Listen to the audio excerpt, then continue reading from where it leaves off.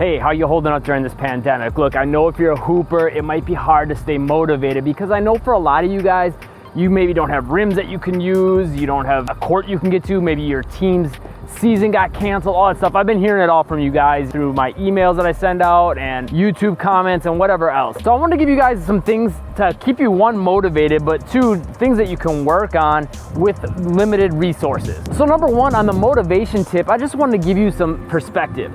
Usually it's things that limit and restrict you that actually help you move forward. Think about this.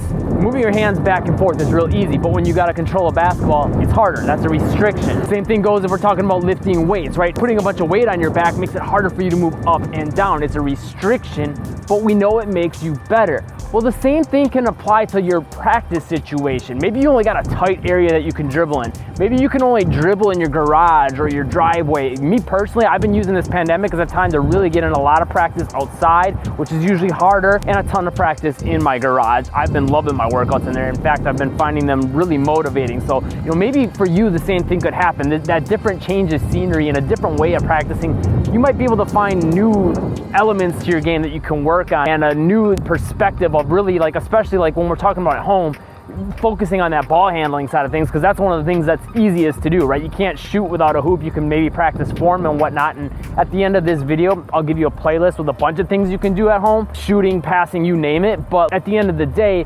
that's a great time to focus on maybe some of those areas that you need to work on, whether it's just your ball handling in general, or your weak hand, or your form with your shot, right? Those little things that you've been overlooking, this is a great time to brush up on them. Now, on the motivation tip, let's talk about this. Think about all the people that well, I'm not gonna have a season this year, no one else is practicing, I can't get to the gym, I don't know if, my opportunities are gonna be there for getting exposure to play college and have a scout look at me, or to get my coach that, is gonna be my coach for next season. If maybe you're in middle school, and the high school coach, you were hoping would notice you so you could play high school next year. A lot of those opportunities, you might be bummed because they're not there, right? A lot of these restrictions and issues.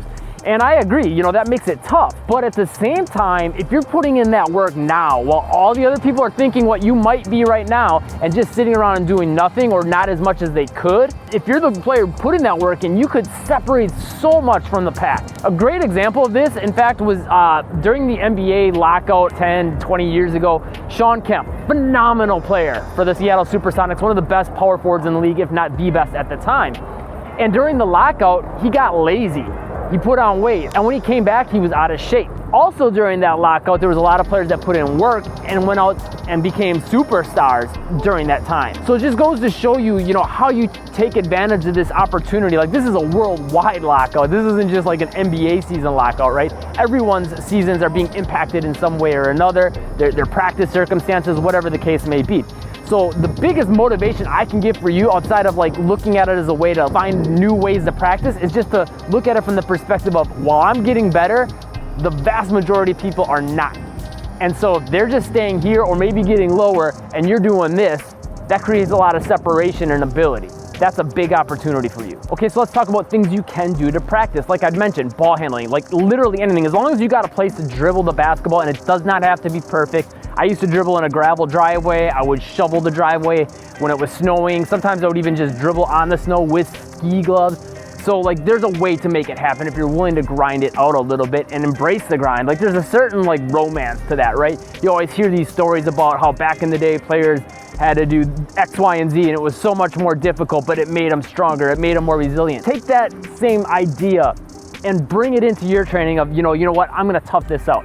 Things are not ideal, but this is where I'm gonna get better. If you've ever seen the Rocky montages, if you've seen the Rocky movies, the training montage, it's always in gritty, tough circumstances, right? Let's go ahead and embrace that right now, you know what I mean? Look at it that way, and you can find a place to dribble, whether that's an outdoor basketball court, whether that's your driveway, a laundry room, some steps, you can practice dribbling on the steps to get your dribbling precision down. Whatever you can find, you just need a surface to bounce the ball on, and even if you can't find a surface to bounce the ball on, there's things you can do where you're not dribbling the basketball. In fact, I have a complete zero bounce program. It's called Zero Bounce. That works on your handles by training overlooked mini skills. I will link that in the description and the comments down below. That's a great way to work on your handle without even bouncing the basketball.